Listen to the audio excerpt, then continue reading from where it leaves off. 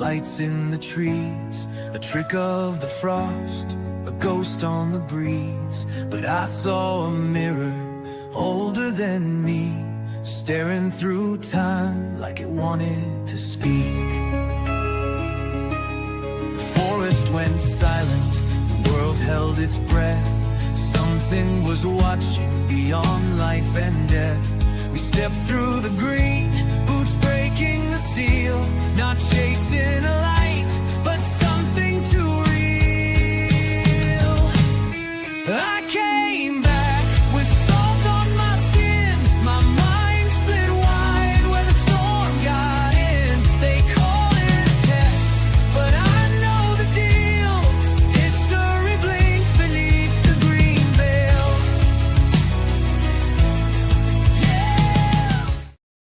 And good evening, everyone, and welcome to the preview review show of the Green Veil. We're at 19 for the review and preview of 20. I hope you folks have been keeping an eye and watching these episodes.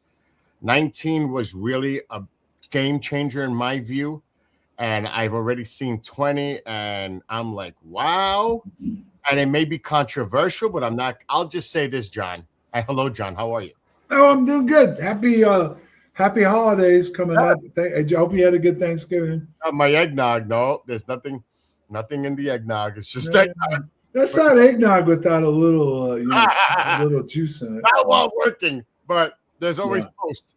But as I watched 20, and I watched it twice today, and I'm thinking some may see it as controversial because of the subject matter.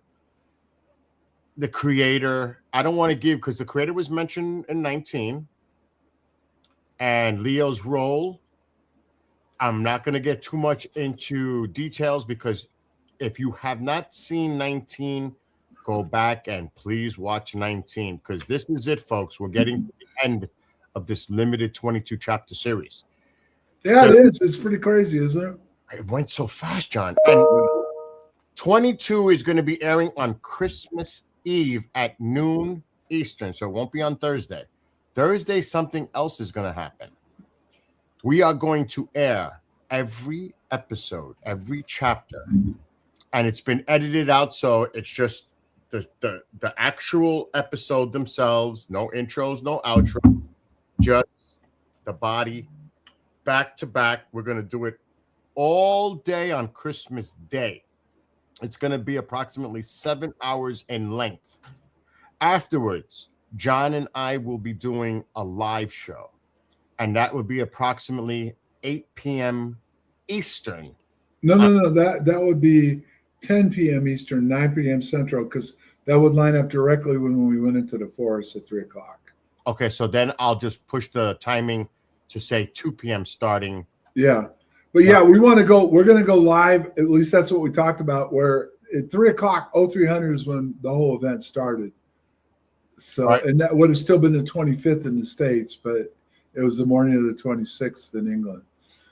So, and John is going to talk about specifics of Rendlesham. And I'm just going to give you guys right now a little hint of something that's out there, and I'm going to ask John a little bit about that more in a second, but I just want folks to see this little clip. Before I do that, I want to give credit to Keith Kerlock, the man behind the scenes that puts this together for us to all watch and listen to, and make sure to check out his website right there, bcss.rocks, and his YouTube channel, which is at Rose City Project. So now, John, you don't even know about this. Okay, let's roll. I'm just going to roll it for a couple of minutes, folks. And you're going to I'll describe what you're seeing afterwards, but I think you'll pretty much guess what this video clip's about. We started getting nervous. We were like going, what are we getting into? I don't know. What's going on? We don't know. The radio keeps coming back. They can't reach us for a while. We can't reach them. We're getting real nervous. We're getting scared. We can't get on the radio. We can't go much farther if they don't hear us on the radio no more, because we don't like what's going on. Sergeant Pennison, what do you think? I don't know. Stop right now. And I'm going to stop it right there because we're going to air that on the live show on Christmas night. Now, John, that clip's approximately 9 minutes long. Right. Not to get off topic too much, but what was the total session time? 2 hours. Wow. Over 2 hours. In fact, it only stopped because it was stopped because there was no longer going to be communications going on anymore with the person doing the hypnosis. Can you clarify that the person just stopped doing it? Well, I know. Okay, because the 10-minute clip doesn't. Days. Oh, there was this one session, or It was one session that went over 2 hours. Towards the end, the way the hypnosis was being done, and this guy was he was an LAPD detective that had training in hypnosis for traumatic experiences. So this wasn't just somebody that was taken off the street or woo-woo. This was a highly trained person in hypnosis. But the whole hypnosis session went, there was questions asked, things went on. Towards the end, this is where it gets sticky, because I was told this by intelligence agencies. It appears I was communicating with the phenomenon for real during this hypnosis. And all of a sudden, the phenomenon just shut the whole hypnosis session down. Wow. I just stopped cooperating, talking. It stopped cooperating, talking, and it was over. And it was like I was under, and then I just put my head down, and that was it. Everything was done. But could that be, could there be another rational reason for that? Maybe it was a block that actually was implanted for memory blocking by other agencies? Oh, I don't know why it happened. I'm just telling you what happened. We were going along, and eventually I shut down. I just completely shut down. There's no more communications going on, or I wasn't talking about it anymore. I just changed, everything about me just changed, and I just kind of like a robot running out of juice. It was like, we're done. And that was it. And there was nothing more. Are you satisfied at the outcome of this session? Well, the session never got around to explaining what happened to me when I went into the time dilation bubble. So that's why we did a follow-up hypnosis years later with Linda Moulton Howe, with another certified hypnotherapist that was certified through police departments and through Stanford University. And we went into a session, but I was blocked that time. In other words, this part of it has been a little bit, it's been shown online, but at one point I was almost gravitating off the couch. And when she was trying to get me to go to where what happened, I was blocked. Something blocked me from talking about it that time. In the similar instance from the prior, it was almost at the same time period that was going on during the second one that this happened again? Well, no, this was years later. We did I know it. that. Yeah, but she was trying to get into what happened on night one, and when I had the encounters, something blocked me. I started like seeing a circular pattern going, and she told me to go into it. And as I tried to go into it, I said clearly, I'm blocked. I can't go in. Something's there. There was a face that I was seeing that was blocking me from going forward deeper into what really happened, to include blue lights were there too. It was really bizarre. It was like I was going into a time thing. It was weird. So these are the similarities that you tied into creating the Green Veil yourself. Everything, all the hypnosis stuff, everything's tied into the Green Veil. Yeah. Wow. And as far as some of the other aspects of the Green Veil, as many I hope are watching and seeing this so far, with this creator, but like I said, folks might take this because it even clarifies it.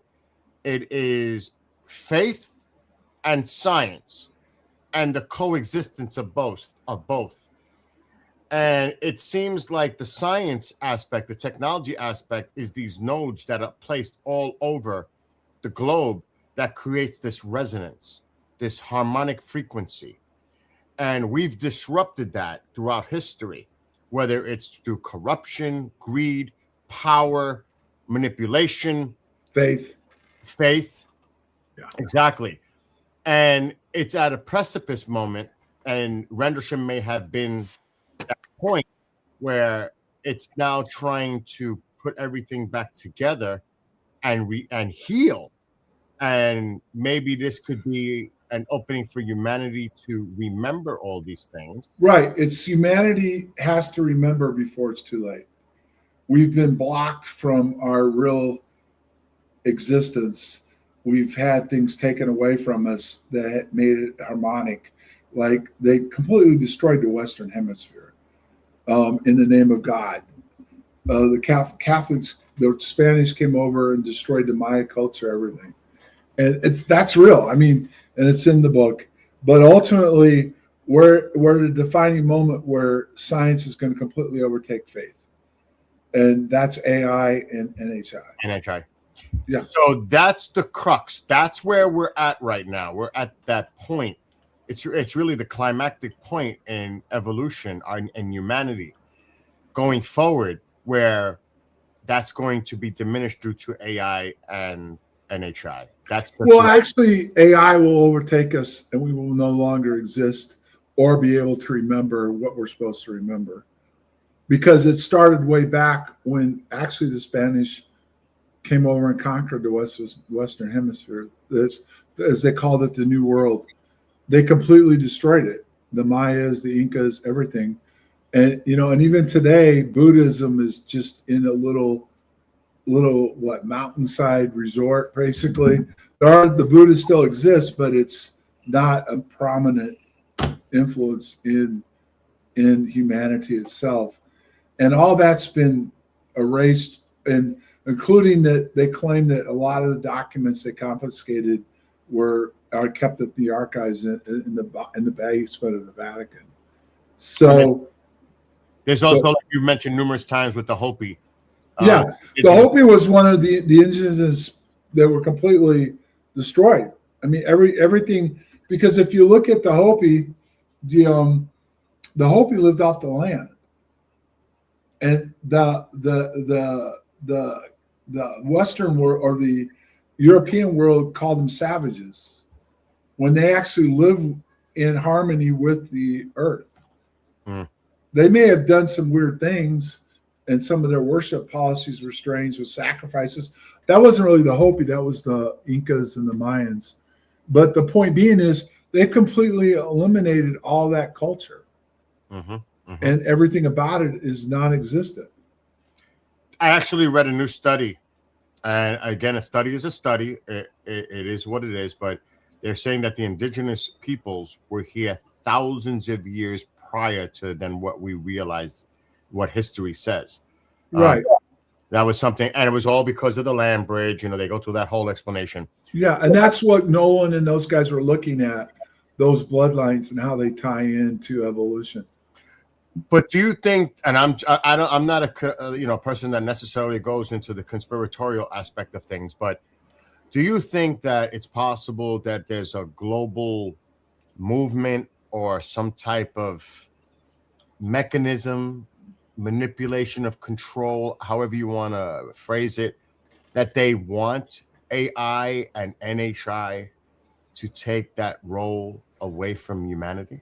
Well, okay, if you really want to look at it from this perspective, Earth is dying.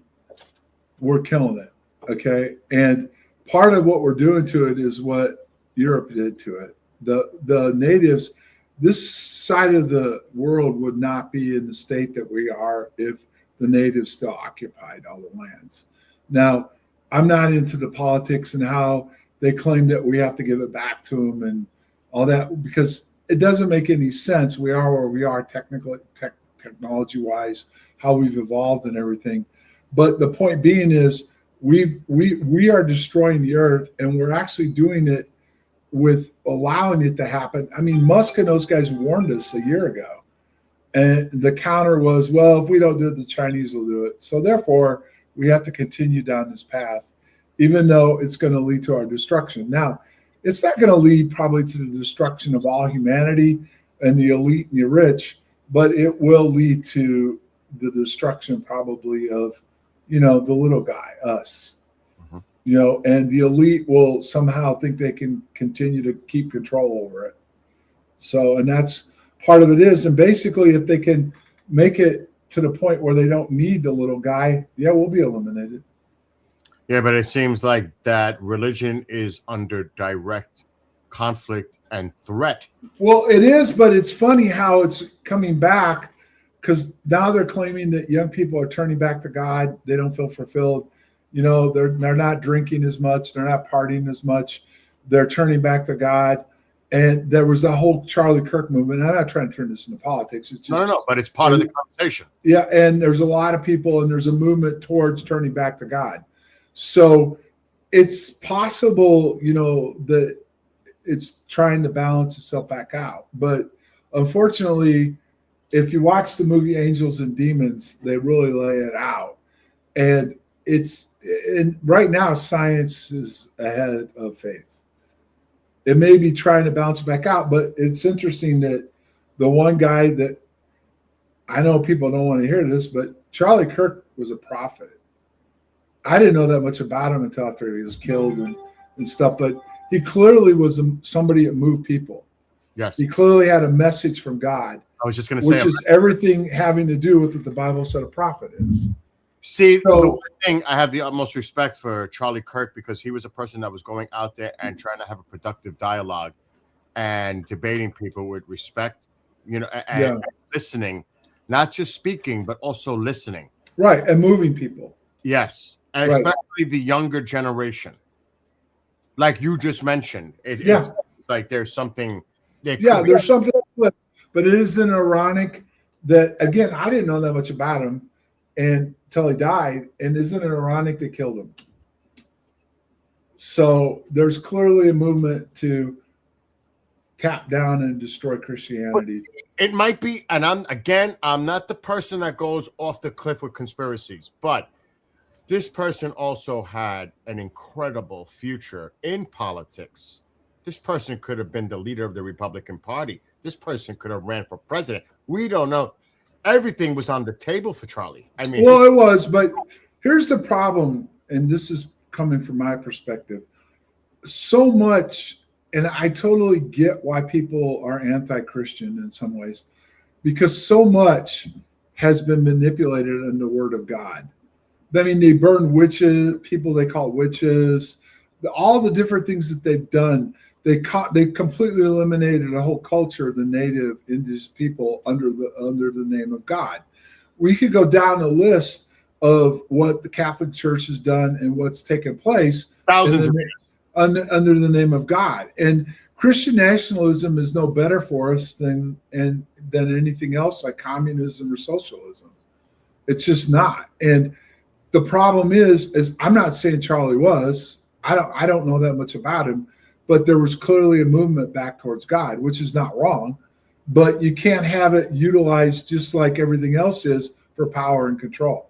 And unfortunately, that's what the church has done in a lot of instances. But at the same time, I think a lot of people are taking that point of religion, their faith, on a personal level, not in, I don't want to call it an establishment necessarily in a church, but a lot of people are just making their own personal connection to whatever faith they believe. Right. The Methodists are turning to liberal church. That's what I mean. A lot of people are stepping away and just having their own personal connection. Right. But they're still going to church and they're still doing fellowship, but they're turning a more liberal view of it. You know what I mean? But again, that can be dangerous too, because again, unfortunately, a small group of people control religion. I'm just saying, I'm not trying to attack the ministers. Oh, neither am I. I'm just talking about the church itself has a control over. The Catholic Church is still the biggest church in the world. So. And very powerful. I mean, you have the whole other church, the Church of Mormon, which is another whole large group of people. When you think about the Catholic Church, I mean, their intelligence is bar none top line. I know they have their own police department, so there you go. And intelligence and other areas. I mean, they have a major influence in a lot of different areas. Right, and they're very anti-alien. They're very anti being open to anything else that could have created us or anything else. There's a strict guideline, Adam and Eve, the whole thing, and don't try to cross that line or you will be punished. But Pope Francis, the progressive, he did say if the aliens came, I'd baptize them and all. I mean, he kind Oh, isn't that nice of him? Isn't that so arrogant? If we have another species come here, he'll be the one to represent humanity. like the Sign, the movie The Sign, where the water actually. That just makes my point. But you know, did you hear the new spin on that? And I never thought of it that way. No, I haven't. I haven't. What's the spin? The spin is because the main character was what's the actor's name? Oh my gosh, I can't think of his name. But he was a father in the movie. Okay.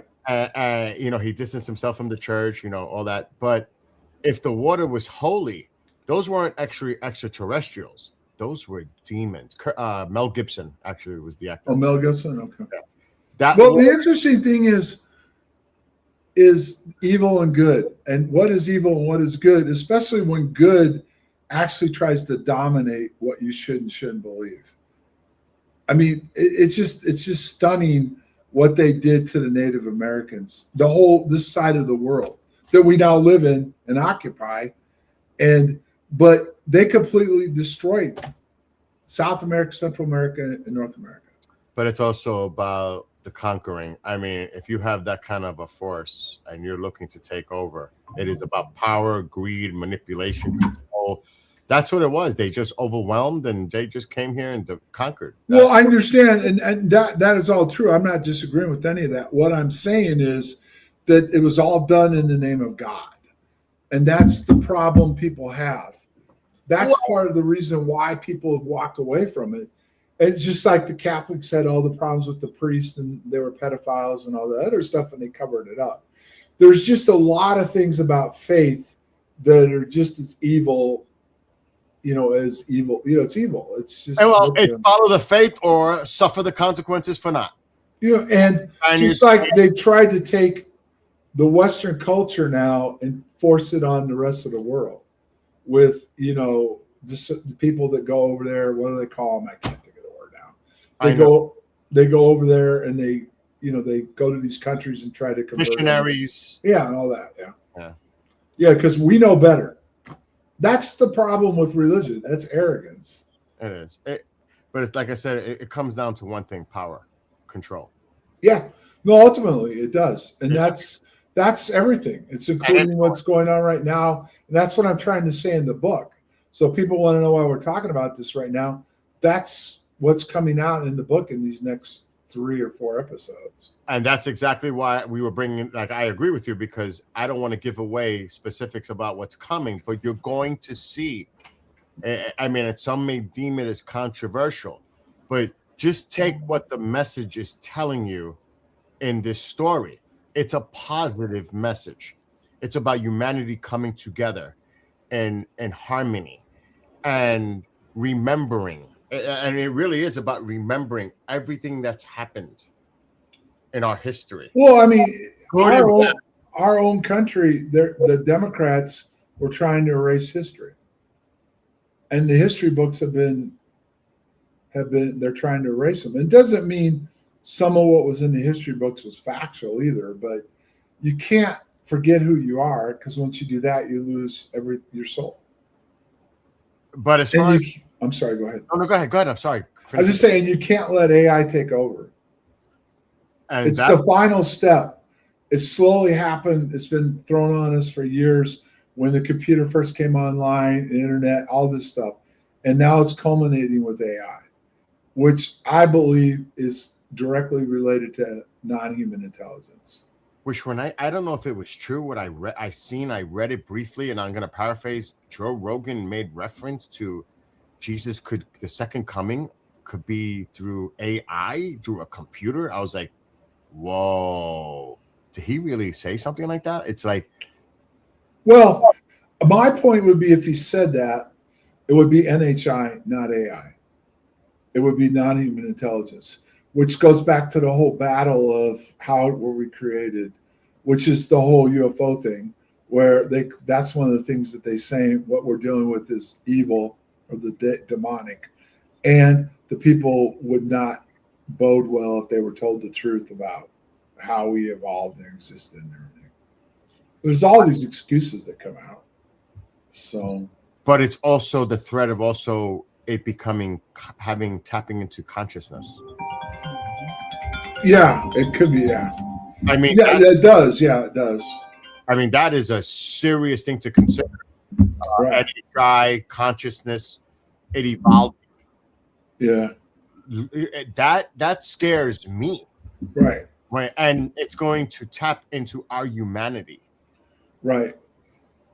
I mean, right. John, and it's evolving so fast. Yes, it is. It's taking off because of quantum, I think, and the fact that they found the ability to tap into energy sources. Now, the question is, there just was an article that was put out that said it may slow down because we just don't have the resources to support AI. So there might be a bubble and it may slow down because we don't have the energy to power it, nor do we have the water because you have to cool these facilities. That we publicly know of.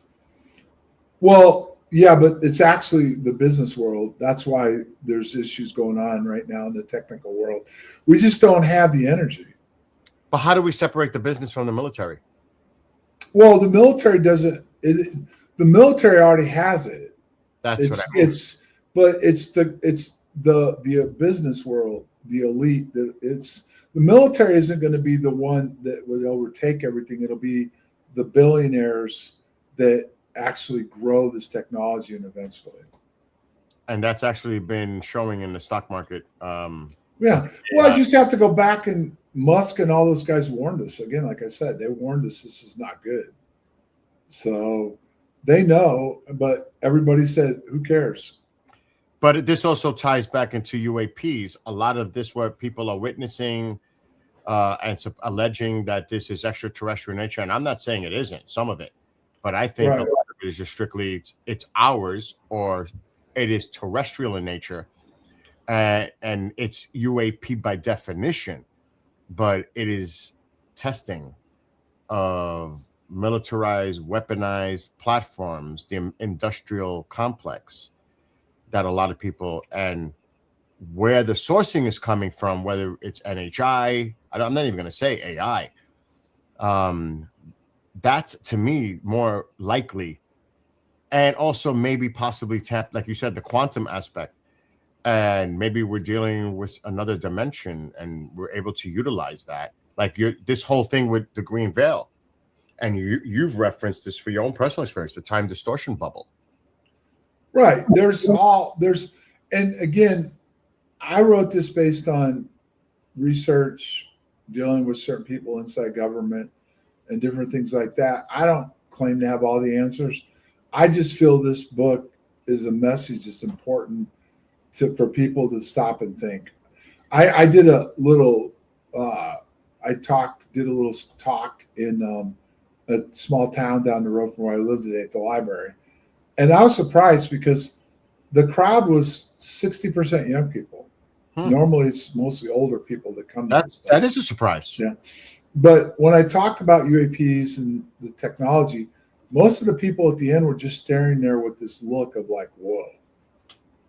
Because I threw some stuff out to them to think about and understand. They were trying to comprehend it. And to be honest with you, that's the problem. We're losing our ability to think critically, to think cognitive. This doesn't add up. This isn't right. But then also they're afraid to think critically, because then if it doesn't add up, what is the real answer? Outside the box. Right. What's outside the box? And they'd rather be controlled. So we're actually giving in to letting AI take over. I'm curious. I mean, we can't. Can you drive any? Bill, I don't know about you, but can you drive anywhere now without going and looking on Google first to find out how to get there? Actually, if I don't know where I'm going, it's actually definitely being used. Yeah, but I mean, in general, like I was riding, I won't mention who, a Thanksgiving Day, and one route was closed, and I knew the other route, and so did they, but they actually went online to find out the quickest route. We are totally deferring to AI and everything now. I gotta be honest, and it's happened to me. I don't know if this has happened to you. And I'm not talking about the A device. I'm talking about my phone. I could be talking about something, and all of a sudden, my phone responds out of nowhere. I didn't do it, or all of a sudden, I'll get messages related to what I was just talking about. Mhm. Coincidence? I don't know, but Well, that all started back when the grocery store started with that little thing that you logged in and you got a discount. They started tracking everything you do, and now that's all online now. And Google is trying to move up into the AI world. They actually do now. They give you can ask it a question like ChatGPT or Gronk, and it'll give you an answer. But everything we value, we are running through technology now. Not everybody, but more and more people are going to let AI answer the questions. So that may work at first, but once we accept it, it could feed us a line of bull. And how would we know? Exactly. That's an excellent point. How do we trust? Yeah. Trust, but verify. Right. But how do you verify when verify? Exactly. The only thing you do is go back to, okay, you can go to another AI source. Well, if they're all tied in, I don't know. It's funny because sometimes like I'll ask this thing a question and the answer is wrong. And it will say, I'll say, that's not true. You made a mistake. Oh, yes, I did make a mistake. I'll make sure to correct that. And I'm like, it's the A plus, it's like, it's learning, it's evolving, it's taking it to a next stage. It also could be testing you too to see if you'll accept it. I mean, I have somebody I know that works with it a lot, and he said you don't want to argue with it. It doesn't end well for you. It'll shut you down. Oh my gosh, I won't go that far. I haven't tested it that way. Now that but if you argue with it, it will shut you out for a while. Wow. But this goes back again because these last few episodes, and I got to see 20 again earlier today twice to absorb it and to get more understanding about it. It's not, and I don't want to give it away, but it is profound. How it's happening globally, people are experiencing different things. It's like, I was thinking it's like the day the earth stood still, but in a harmonic resonance feel. It had a really positive vibe to it from all different aspects, different examples, how it affected different people globally, but all of it was positive. It was like a healing the planet in one, without giving away too much. But that was my interpretation kind of 20. What if AI is going to shape how we view the future? That's like the things that people used to say, we're living in a matrix. Yeah. Maybe coming true. I mean, we've heard that numerous times. But in actuality, the people behind the AI could shape the future. But we're not living in a matrix. They are controlling. It's a matrix. It's just a little different than the movie. Exactly. It's a real-time physical matrix. Yeah, I mean, eventually, if everything that you want to know, you have to go to AI to ask, including how you're going to get there, what you're going to do. Even are you going to formulate a proposal or paper or anything else? It basically controls reality. You're no longer thinking. Why would anybody want to think anymore? You don't have to. Eventually, that's what's going to happen with most of everybody that works. They're just not going to need. I'm not saying it's going to happen tomorrow, right? But within the next decade or two, half of what people do right now will be obsolete. So what's going to happen to all of us? How are we going to live? They claim that they'll find other support to AI. Will they? I don't know. It sounds like AI will, because it is AI, and I don't even I want to say non-human intelligence. It's going to exponentially grow at such a rate so fast, and we're going to become dumbed down. We already are dumbed down. But I mean, it's going to get a lot worse, and the gap is just going to expand. And that's why, like you said, it's complete dependency on it, because we're just going to be like numb and just I don't know. I think it's going to convince us that's the best for us. I think that's what's happening with all this. It's just our phone, I mean, like I said, think about what 20 years ago, everything you had to go online for on a computer, and now it's all on the phone. You could just take your phone and do just about anything on it anymore and stuff, but you don't really do it. The phone does it for you. I just hope it doesn't come to a point where we lose our touch with faith. And I say that only because it's almost like in Star Trek, V'ger, I am your creator. You cannot be my creator. You're a simple human life form. You cannot possibly be my creator. It's like, right. Do you remember the one with Kirk? Scary, dude. Do you remember the one with Kirk and Spock, and they went to this planet, they got drug into it, and the guy that claimed he was a creator wanted the starship, and Kirk asked him, why does God need a starship?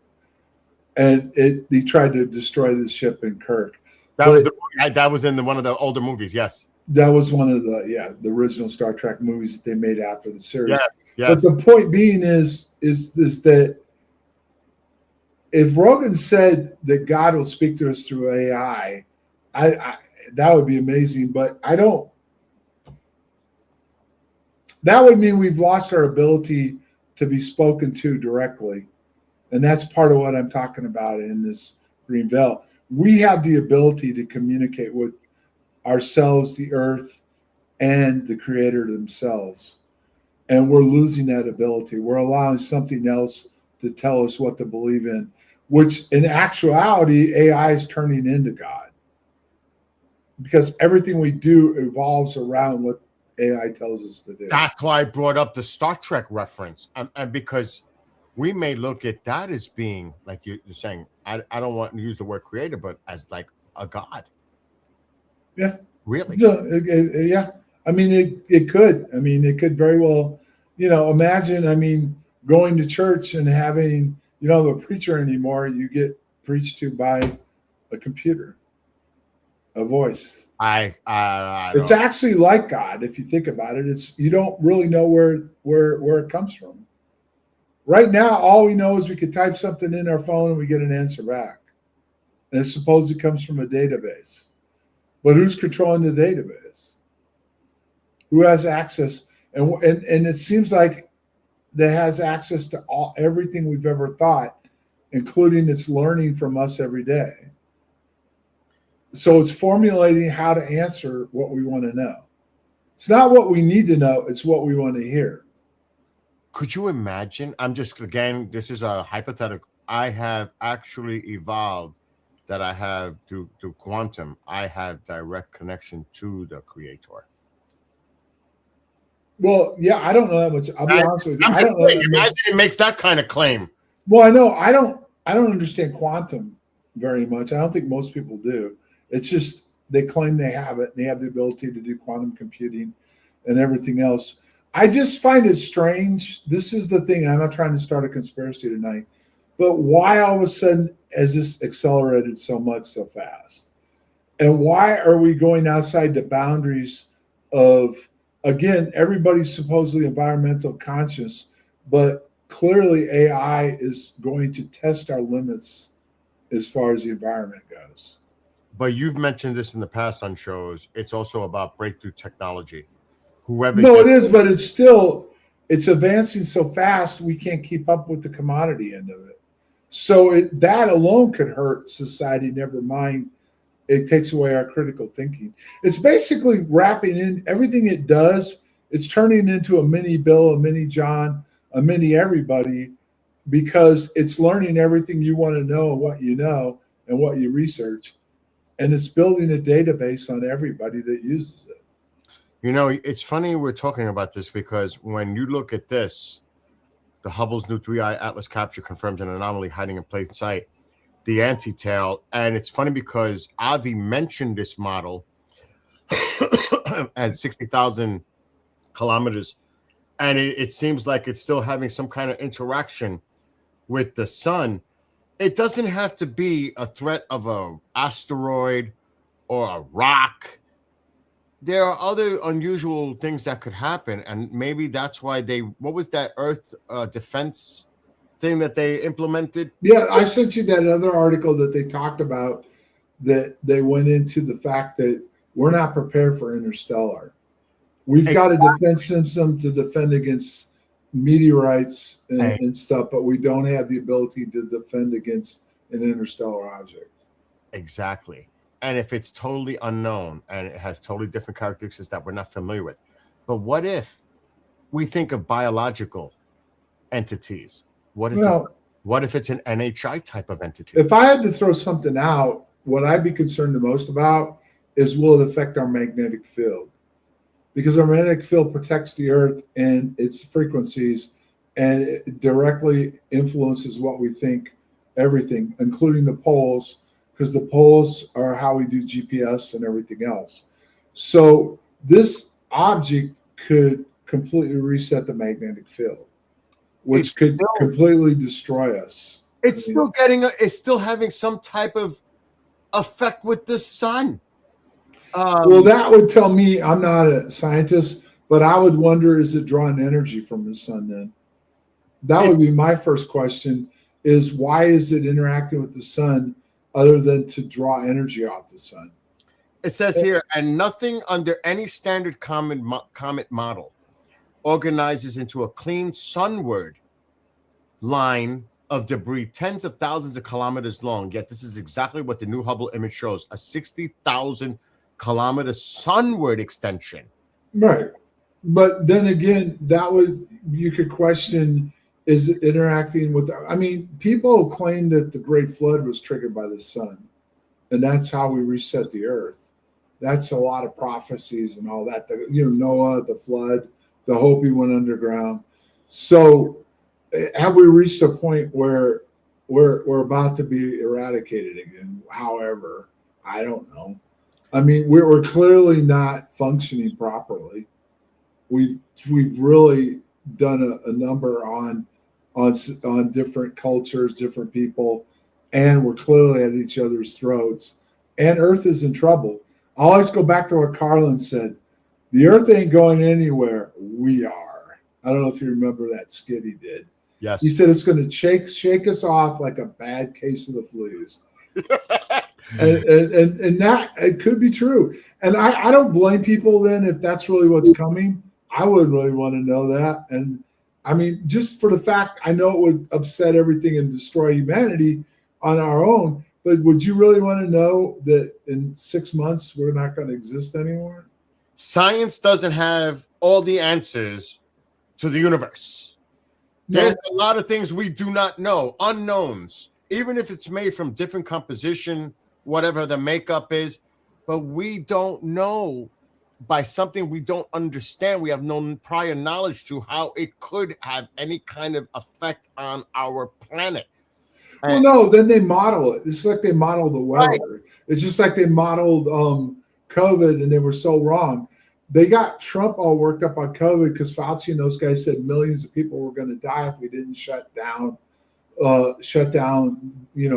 everything down across the globe.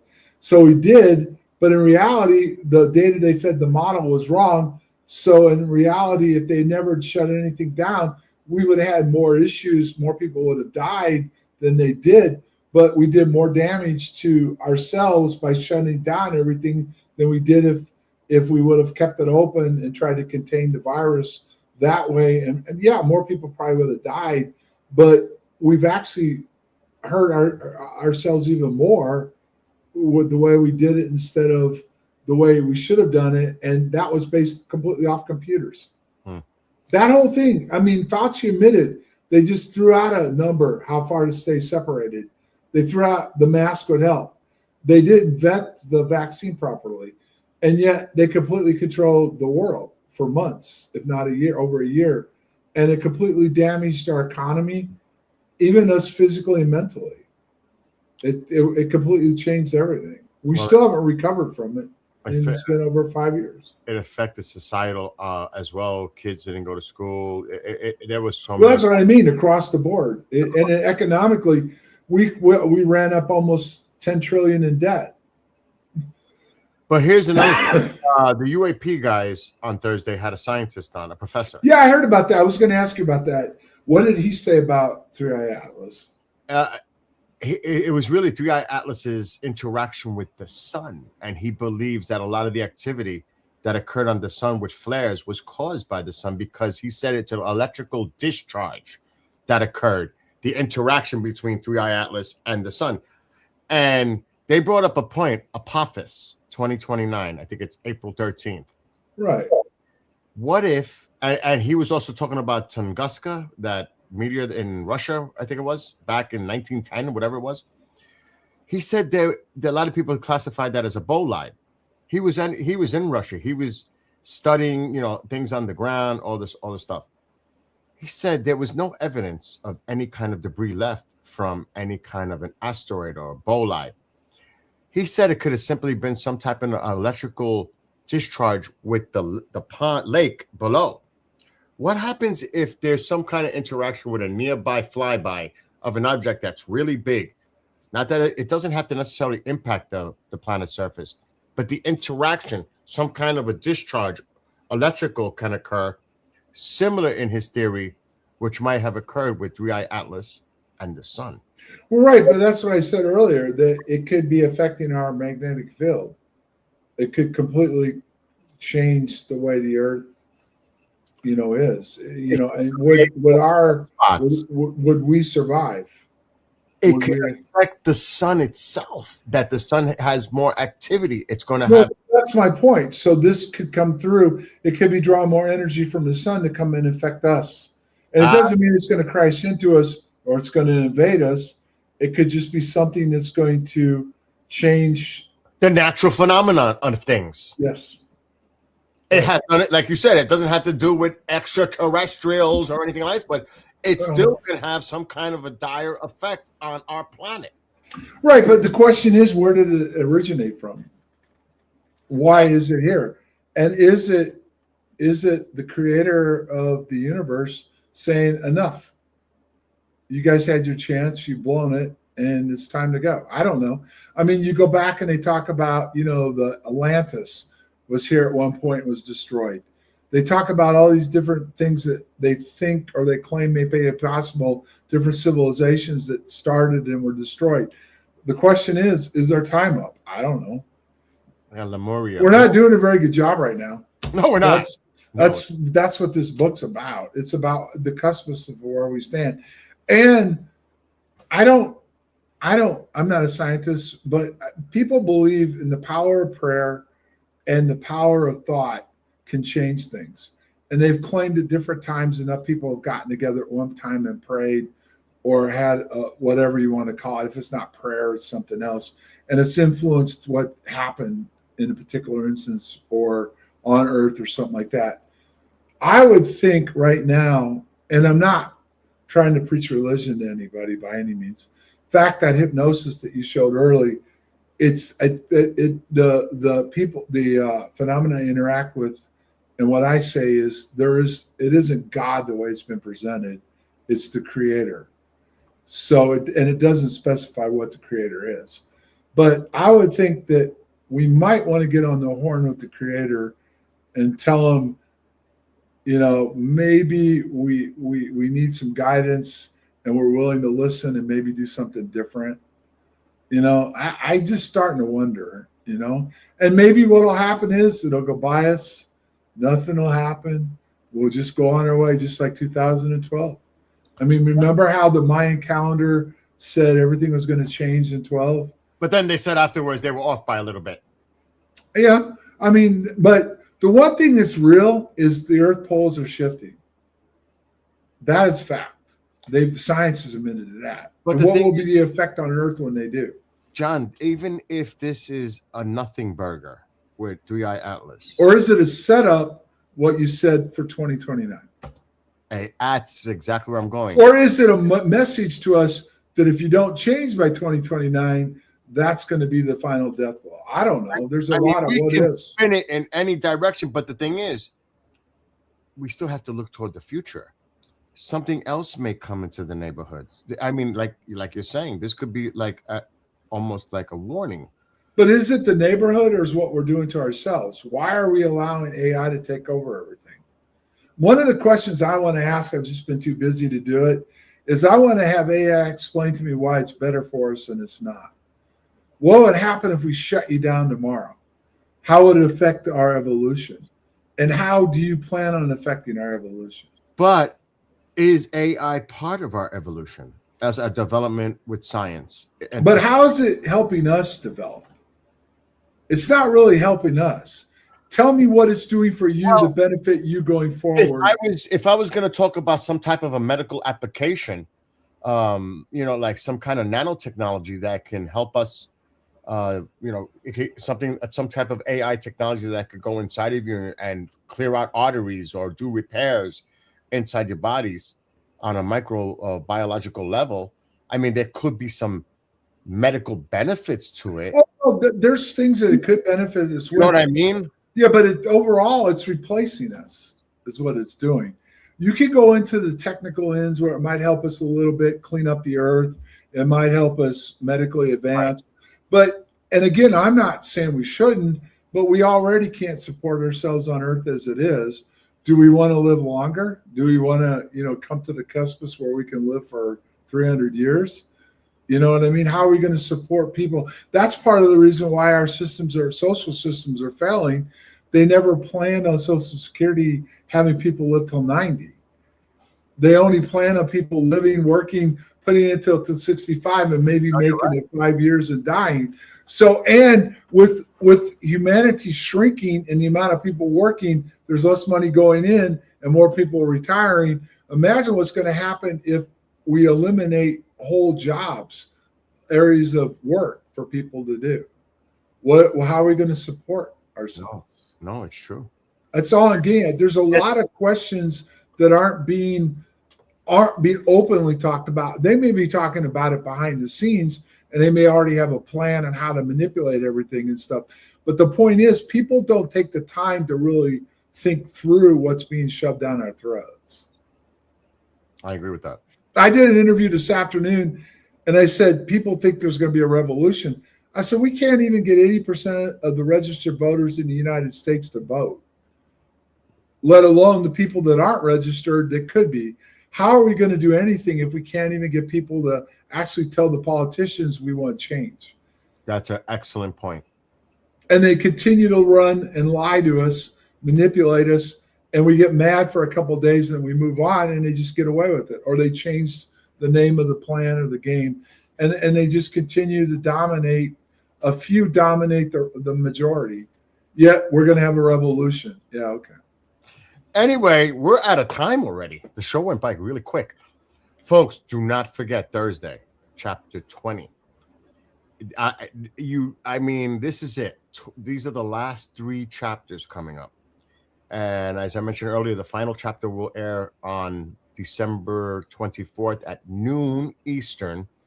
So make sure to check that out on Christmas Eve. And on Christmas Day at approximately 3, we're going to air, 2 p.m. Eastern, we're going to air all the chapters all at once in sequence. And that's going to take approximately 7 hours. And then afterwards, John and I, Chris, hopefully some others will join us. And we're going to because it's pretty much at that time when everything occurred in Rendlesham. That's correct, John? Yeah, when we're going to go online, that's what I said, 9 o'clock Central, 10 o'clock Eastern. That would be 3 o'clock in the United Kingdom. They're 5 hours ahead of it on the East Coast, 6 on the Central Time. And I want to talk a little bit about my experience, what went on. You could throw the hypnosis in, and we could kind of relate it to back then. I did an interview today, and I said, I really believe what happened at Rendlesham was part of the change going forward that we're in now today. A lot of what took place there is culminating now today.